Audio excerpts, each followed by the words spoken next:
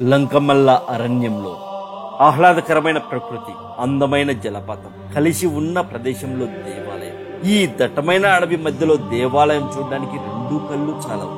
శ్రీరామచంద్రుల వారు ప్రతిష్ఠ చేసిన శివలింగం. ఇంతకీ ఈ దేవాలయం ఎక్కడుంది? ఈ దేవాలయం ఎలా చేరుకుంటాం? పూర్తి సమాచారం మీకోసం. నాపై మీకు ఎలాంటి అభిమానం ఉన్న ఈ వీడియోని పూర్తిగా చూడండి. అలాగే ఇప్పుడు చండీ హోమంకు సంబంధించినటువంటి ఒక అప్డేట్ అయితే వస్తుంది. వీడియోని పూర్తిగా చూస్తారని కోరుకుంటున్నాను. ఆయుష్ రేఖ 1, 2, 3, 4, 5 గంటలు 4 గంటలు అతి కష్టాలు మిగిలిపోయినాయి. ఇప్పుడు 5వది. నీకు 94, 95 వరకు ఉంది. బతుకుతావు. తిరుగుతా కష్టం కూడా సాగు. నీ సాగు కూడా.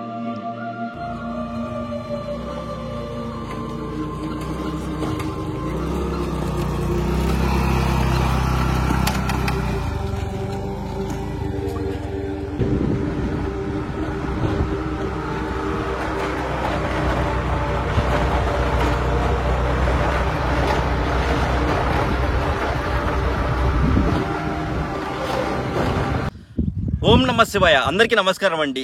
నేను మీ ప్రవీణ్. మీరు చూస్తున్నారు Praveen Telugu traveller YouTube channel. మీకు ముఖ్యంగా చెప్పవలసిన విషయం ఏంటంటే, మనం మహాచండీ హోమం మార్చి 24వ తేదీ అనుకున్నాం కదా.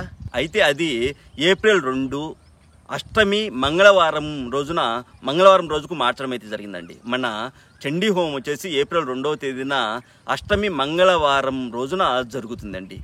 ఎందుకంటే చాలామంది పండితులు, మహాచండీ హోమం చేసినటువంటి పండితులు, అనుభవం ఉన్న పండితులు కొంతమంది సలహా ఇవ్వడం కారణంగా, అంటే ఏప్రిల్ 2వ తేదీన వచ్చే అష్టమి మంగళవారం 2 కలిసి వచ్చేది చాలా అరుదు అని, ఆ రోజు మహాచండీ హోమం జరిపించడం వల్ల చాలా అంటే గొప్ప గొప్ప కోరికలు కూడా, అంటే ఎంత కఠినమైన కోరికలు కూడా నెరవేరుతాయి అని వాళ్ళు సలహా ఇవ్వడం వల్ల, అయితే ఏప్రిల్ 2వ తేదీ అష్టమి మంగళవారం రోజుకు మహాచండీ హోమం అయితే మార్చడం అయితే జరిగిందండి.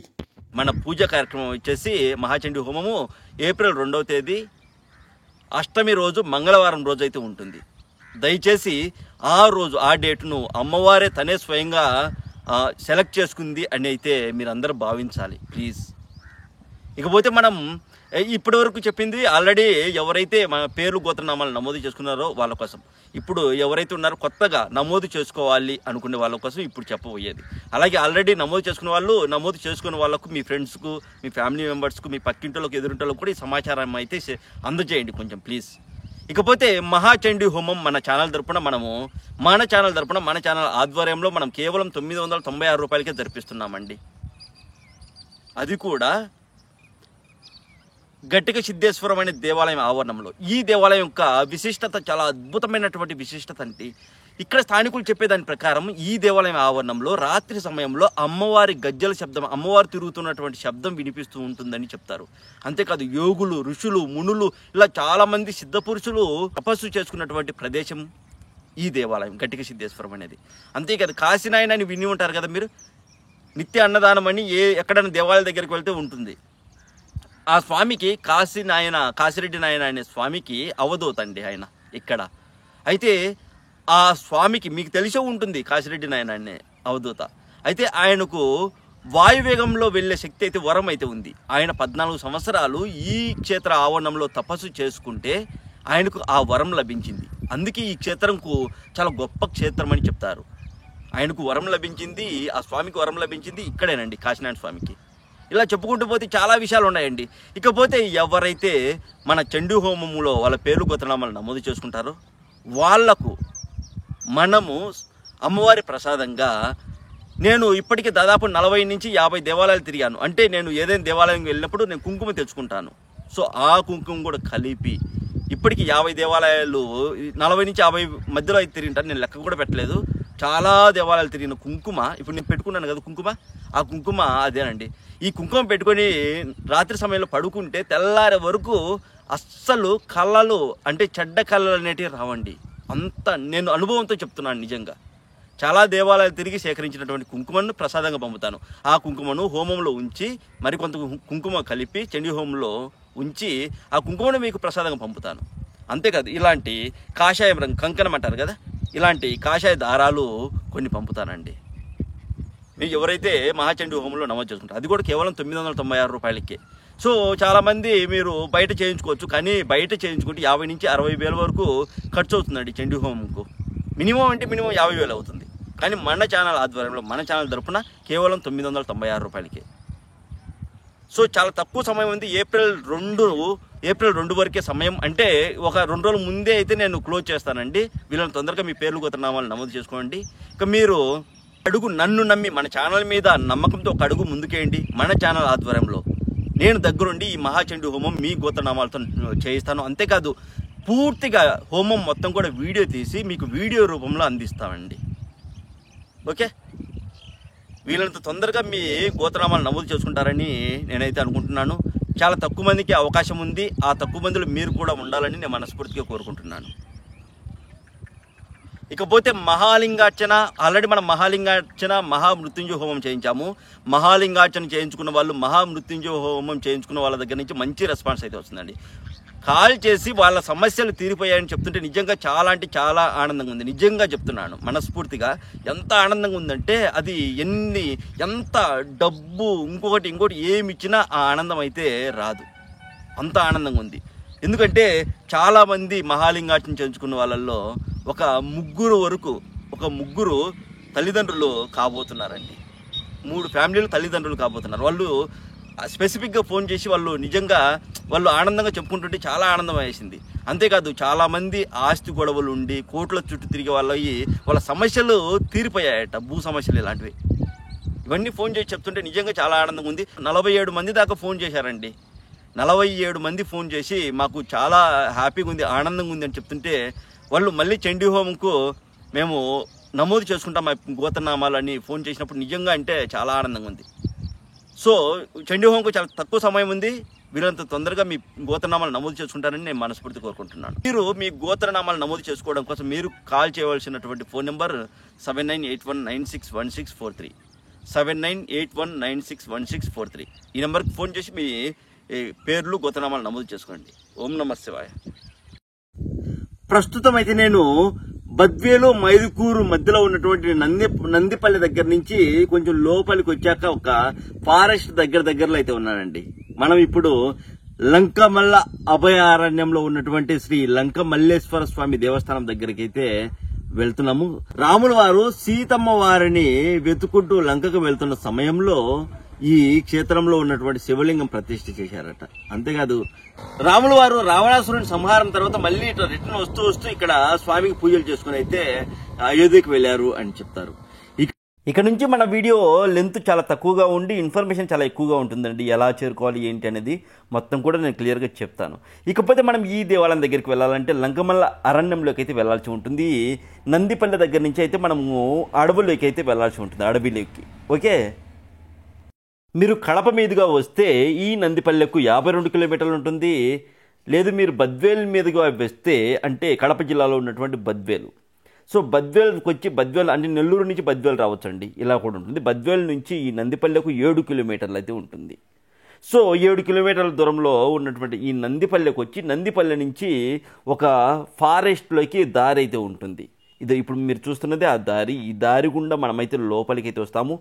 ఈ దారి గుండా నందిపల్లె దగ్గర నుంచి 23 కిలోమీటర్లు మనం దట్టమైన అడవి మధ్యలో వెళ్తే చాలా దూరం 23 కిలోమీటర్లు వెళ్ళిన తర్వాత అక్కడ లంక మల్లేశ్వర స్వామి దేవస్థానం అయితే వస్తుందండి. సో ప్రతి సోమవారం కూడా ఈ దేవాలయంకు వెళ్ళడానికి పర్మిషన్ అయితే ఉంటుంది. కాకపోతే ఎవరి వెహికల్స్ వాళ్ళే తీసుకొని వెళ్ళాల్సి ఉంటుంది. బైకులలో అయితే వెళ్ళాల్సి ఉంటుందండి. లేదా మీరు సపరేటు ఏమైనా వెహికల్స్ మాట్లాడుకొని ఈ ఫారెస్ట్లోకి రావాల్సి ఉంటుంది. అంతేకాని కేవలం శివరాత్రి ఇలా ఏమైనా ఫెస్టివల్స్ రోజు మాత్రమే బస్సు అయితే దేవాలయం దగ్గరికి అయితే ఉంటుంది. ఓకే, శివరాత్రి రోజున అద్భుతంగా జరుగుతుంది ఈ దేవాలయం దగ్గర. ఇక ఈ చుట్టుపక్కల ఎక్కడైనా మీరు మామూలుగా వచ్చినప్పుడు హోటల్స్ లాంటివి మీకు కావాలంటే బద్వేల్లో అయితే మీరు హోటల్ తీసుకోవచ్చు. ఏసీ అయితే 1200 ఉంటుంది, నాన్ ఏసీ అయితే 600-700కు వచ్చేస్తుందండి మీకు రూము. బద్వేల్లో ఉండి తెల్లవారుజామున లేచి సోమవారం రోజున మీరు ఓన్ వెహికల్ తీసుకొని అయితే దేవాలయం దగ్గరికి అయితే వెళ్ళచ్చు. ఇక అసలు వీడియోలోకి అయితే వెళ్దాము. దట్టమైన ఫారెస్ట్లో అయితే మనము జర్నీ అయితే చేస్తున్నాము. కొద్ది దూరం వెళ్ళిన తర్వాత ఈ దేవాలయం కంటే ముందు అడవి దేవతకు సంబంధించినటువంటి అంటే వనదేవతకు సంబంధించిన విగ్రహం అవన్నీ వస్తాయి. అక్కడ మనం పూజ చేసుకున్న తర్వాత దేవాలయంకి అయితే వెళ్ళాల్సి ఉంటుంది. అడవులోకి, దట్టమైన అడవులోకి అయితే వెళ్ళాల్సి ఉంటుంది. పదండి వెళ్దాం. మనము ఫారెస్ట్లో చూసుకున్నట్లయితే ముఖ్యంగా మనకు కనిపించేది వనదేవత అండి. సో మనకు ఏ ఆలయం ఉండి శివాలయం ఉన్నకు మనం డైరెక్ట్గా వెళ్ళి స్వామివారినే దర్శించుకుంటాం. కానీ నిజానికి ఆ చుట్టుపక్కల వనదేవత అయితే కంపల్సరీ ఉంటుందండి మనం దేవాలయం దగ్గరికి వెళ్ళేటప్పుడు. ఈ విషయం చాలా మందికి తెలియదు. వనదేవతను చూసాం కదా, ఇక్కడ నుంచి పక్కనే గురట్ల బావి అయితే ఉందండి. ఆ బావిలో ఎప్పుడు నీరు ఎప్పటికి ఉంటాయంట. అవి కూడా చాలా స్వచ్ఛంగా ఉన్నాయి, నీరు తాగడానికి బాగుండేటట్లు ఉన్నాయి. రండి చూపిస్తాను. గోరట్ల బావి అని పిలుస్తారు. గోరట్ల బావి ఎందుకు ఆ పేరు వచ్చిందో నాకు తెలియదు, కానీ చూడండి బావి లోతేం లేదు అన్న, ఒక 10-15 అడుగుల లోతు అయితే ఉంటుంది. చూడండి బావి అనేది మనం క్లియర్గా చూడొచ్చు. చాలా స్వచ్ఛంగా ఉన్నాయి, నీరు కూడా బ్లూ కలర్లో అయితే ఉన్నాయి. సముద్రపు నీరు ఎలా ఉంటుందో అలా ఉంది చూడండి. చాలా ఫిల్టర్ అయినటువంటి నీరు. గొరట్ల బావి ఫోటో కొట్టట్లేదు దాన్ని.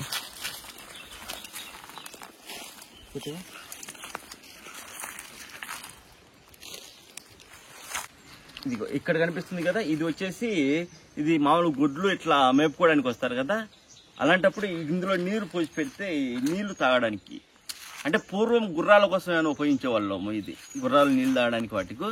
ప్రస్తుతానికి అయితే ఏమైనా అడవిలోకి మామూలుగా వస్తాయి కదా, గొర్రెలని, మేకలని, లేదంటే గొడ్లు, ఇట్లా వాటికి నీళ్లు తాగడానికి ఇది క్లియర్ కనిపిస్తుంది కదా. ఇది చూడు, గొర్రెట్ల బావి అని అయితే పిలుస్తారు. ఈ బావిని గొర్రెట్ల బావి, ఈ బావిని గొర్రెట్ల బావి అని అయితే పిలుస్తారండి. మనం నెక్స్ట్ చూద్దాం. మనం ఆ బావిని చూసిన తర్వాత మళ్ళీ మా ప్రయాణం అయితే కొనసాగించాము. కొద్ది దూరం వచ్చాక ఇది ఇలా నీరు ఉండే ప్రదేశం, అంటే ఇక్కడంటే తక్కువ ఉన్నాయి కానీ కొన్ని ప్రదేశాల్లో చాలా లోతుగా ఉందండి. అది చూపించడం కోసం ఈ వీడియో తీశాను. వర్షాకాలంలో ఎక్కువ ఉంటాయి. ఇంకొద్దిసేపు కొద్ది దూరం వచ్చాక బైక్ పక్కన పెట్టేసి ఈ నీళ్ళలో నడుచుకుంటూ వచ్చాను. చాలా అంటే చాలా కూల్గా ఉన్నాయండి నీరు, ఎండాకాలంలో కూడా. ఇక మొత్తానికి చాలా కష్టపడిన తర్వాత దేవాలయం దగ్గరికి అయితే చేరుకున్నాము. ఇక ఈ దేవాలయము, అక్కడ ఉన్నటువంటి జలపాతం అవన్నీ చూపించేసి వీడియో అయితే క్లోజ్ చేస్తానండి. ఎక్కువ లెంతీగా అయితే పెట్టదలుచుకోలేదు, ఓకేనా. సో ఎందుకంటే మనకు వ్యూస్ తక్కువగా వస్తున్నాయి కాబట్టి. సో దేవాలయం దగ్గరికి అయితే నేను చేరుకున్నాను. ఇక్కడ దేవాలయం దగ్గరికి వెళ్ళేటప్పుడు ఇలా అయితే ఉంటుందండి.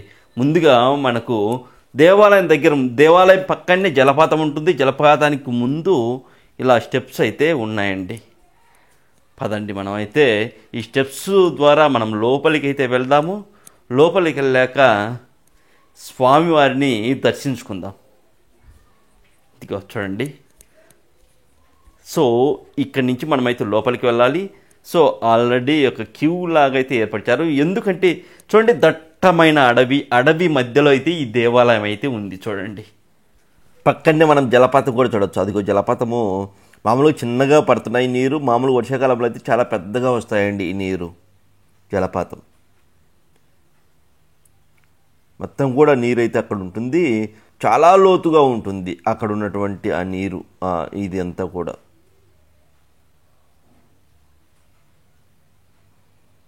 చాలా స్వచ్ఛంగా ఉంటుంది చూడండి నీరు కూడా. ఇదంతా కూడా కోనేరుగా మనం భావించవచ్చు. ఇది దేవాలయం. ధ్వజస్తంభం ఇదంతా కూడా దేవాలయం ఆవరణం అండి ఇదంతా.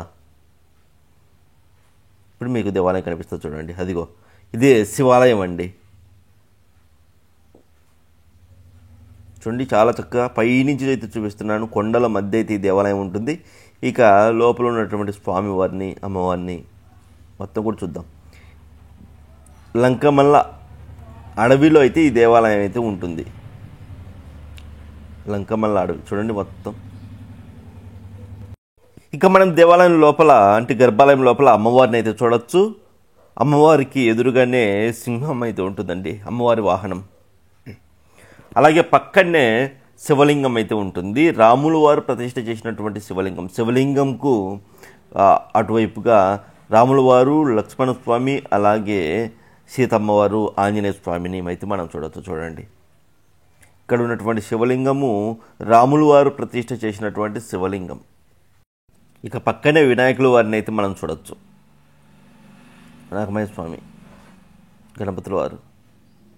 గణపతి స్వామిని చూశాక మనం ఈ దేవాలయం యొక్క చుట్టూ చూద్దాము. ఇక్కడ ఎలా ఉంటుంది ఏంటి అనేది. ఫారెస్ట్ కదా, దట్టమైన అడవి మధ్యలో ఉంటుంది. అతి పురాతనమైనటువంటి దేవాలయం. అలాగే ఇక్కడ వృక్షాలు కూడా చాలా పెద్ద వృక్షాలండి. కొన్ని వందల ఏళ్ళ వయసు కలిగినటువంటి వృక్షాలను అయితే మనం చూడవచ్చు. వృక్షాలను పక్కనే జలపాతంకు కొంచెం పక్కన దేవాలయం. చూడండి, చాలా అందంగా ఉంది కదా. ఓకే, పదండి. ఇంకా ఈ లంకమల్ల అడవిలో ఎన్నో రహస్య ప్రపంచాలు ఉన్నాయని చాలామంది నమ్ముతారండి. అంటే మునులు, ఋషులు, సిద్ధులకు సంబంధించిన ఎన్నో ప్రపంచాలు ఇక్కడ ఉన్నాయని నమ్ముతారు చాలా గట్టిగా. అంతే కదండి, ఎన్నో రహస్య ప్రదేశాలు కూడా ఉన్నాయి అన్నట్టుగా నమ్ముతారు ఈ దట్టమైన అడవి మధ్యలో. చూడండి, చాలా అంటే చాలా బ్యూటిఫుల్గా ఉంది కదా. మొత్తం అరణ్యం. ఎస్, ఇక శివాలయం ఎదురుగానే రామాలయం అయితే ఉంది. అది రామాలయం నిర్మించారు. ఆ ఆలయం దగ్గరికి వెళ్ళాక నాకు అక్కడ ఉన్నటువంటి అర్చకులు నా చేయి చూసి నా జాతకం చెప్పారండి. చెయ్యేది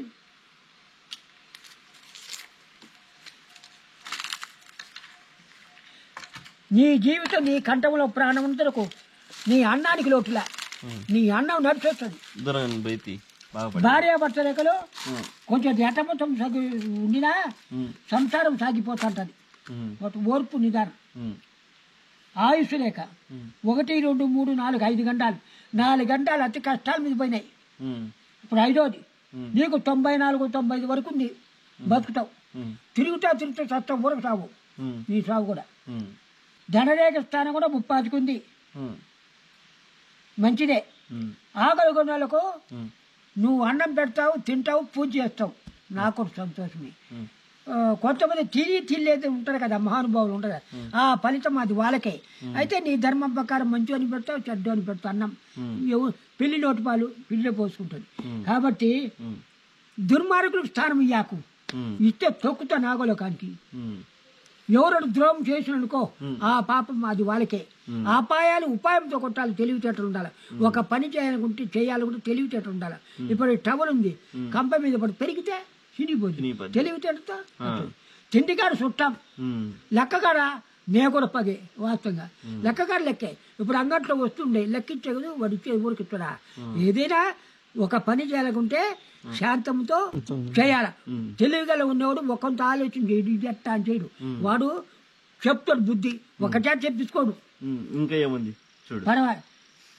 నీకు 94, 95 వరకు ఆయుష్. భార్యాభర్త రేఖ బాగుంది. ధనరేఖ బాగుంది. సంతానం 1, 2, 3 ఫలితాలు ఉన్నాయి. సంతానం గుణరేఖ ఉంది, మత్స్యరేఖ ఉంది, కళ్యాణ రేఖ, ఈ మణిబంధం రేఖలు. కాబట్టి గురుస్థానంలో చక్రం. గురుస్థానం, శనిస్థానం, రవిస్థానం, బుధస్థానం. రవిస్థానంలో చక్రం ఉంటే సూర్యనారాయణ పూజ చేయాల. అంటే మకర రాశి వాళ్ళకు. నీకు ఈ స్థానం ఉంది కాబట్టి నీ రాశిని బట్టి విష్ణునారాయణ మూర్తే సమర్థుడు. ఆయన పూజ చేసుకుంటే ఏమన్నా ముంచని ఏమన్నా రాని. ఇప్పుడు నాకు అమ్మవారు కానీ అయ్యవారు కానీ దర్శన భాగ్యం ఉందా లేదా? నాకు అమ్మవారి దర్శనం కానీ అయ్యవారి దర్శనం కానీ నాకు దర్శన భాగ్యం ఉందా లేదా? 100కి 100% ఉంది. ఉందా? ఉంది దర్శనం. యాడైనా జైవే. అంటే దర్శనం అంటే ఏదో ఏదో అమ్మవారు బాగా చూసుకున్నట్టు కాదు, నీ మనసులోనే. అమ్మ అనగానే నాకు మాట రూపంలోనో లేదా రూపంలోనో నాకు కనబడాలి. మాట రూపంలో రూపం కూడా వస్తుంది. నిద్రావస్థలో. ఇప్పుడు మామూలుగా అది చెప్పే విషయం కాదు. నిద్రావస్థ. అమ్మ నువ్వే నన్ను ఏమని చెయ్యి, ముంచు బతికి చంపు నీదే, నాదేమి లేదు, నేను నిమిత్తం మాత్రమే. ఒక 10 నిమిషాలు అమ్మాయి ఇక్కడనే అనుకుంటా నీ మంచితనమే ఈ కలియుగం ఉన్నంతరకు ఈశ్వరుడి ఒక 10 రోజులకు అమ్మాయే నీకు రక్ష కాపాడుతుంది. ఏం ఢోకా లేదు. దుర్మార్గులకు స్థానం ఇయ్యాకు, తొక్కుతారు నాగలోకానికి. సన్మార్గులకు నువ్వు అన్నం తిను, ఒకరి పెట్టు. ఏది ఇక చాలా కష్టపడి తీసినటువంటి వీడియో అండి, ఎండల్లో వెళ్ళి తీసినటువంటి వీడియో. ఇకపోతే చండీ హోమం గురించి ఒక్కసారి ఆలోచించండి. చాలా తక్కువ సమయం అయితే ఉంది మీకు. 996 రూపాయలంటే ఒక్కరోజు ఖర్చే మనకు. నిజంగా అమ్మవారి దయ మన మీద ఉంటే ఈ ఒక్క హోమంతో మన జీవితంలో మార్పు రావచ్చండి. ఆలోచించండి ఒక్కసారి. ఇకపోతే ఈ వీడియోకి లైక్ కొట్టండి. ఈ వీడియోని మీ వాట్సాప్ స్టేటస్గా పెట్టుకోండి. 10 మందికి అయితే ఈ వీడియోని షేర్ చేయండి ప్లీజ్. ఇక మన ప్రవీణ్ తెలుగు ట్రావెలర్ ఛానల్ని సబ్స్క్రైబ్ చేయట్లేదండి ఎవరు కూడా. ఇక ఈ దేవాలయం ఆవరణంలో ఎప్పుడైనా శివరాత్రి, కార్తీక మాసం ఇలా ఉంటాయి కదా, ఆ సమయంలో అన్నదానం అయితే చేస్తారు. అన్నదానానికి సంబంధించిన ఒక క్లిప్ పెడతాను. మీరు ఎవరైనా కూడా అన్నదానం చేయించాలంటే ఫోన్ చేయండి. అక్కడ అన్నదానం చేయించే వాళ్ళకు ఫోన్ చేయొచ్చండి. మీరు అన్నదానం చేయించాలంటే ఈ నెంబర్కి ఫోన్ చేసి పూర్తి వివరాలు కనుక్కున్న తర్వాత మీరు అన్నదానం అయితే చేయొచ్చు.